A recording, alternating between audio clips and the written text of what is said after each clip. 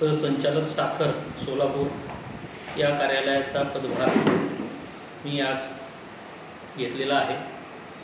त्या अनुषंगाने या कार्यालयाच्या अखत्यारीमध्ये सोलापूर जिल्हा व धाराशिव जिल्हा या दोन जिल्ह्याचं कार्यक्षेत्र आहे।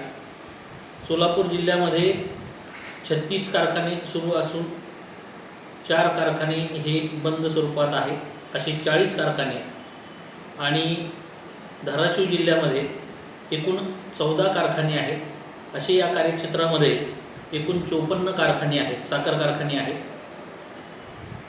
या पदावर काम करताना प्रायोरिटीने शेतकऱ्यांवरती कोणताही अन्याय होणार नाही, त्यांचं ऊस बिल हे वेळेत मिळेल, त्यांच्या बिलाला त्यांच्या ऊसाला योग्य भाव मिळेल, त्या पद्धतीनं सर्व गोष्टी हे या कार्यालयामार्फत करण्यात येतील।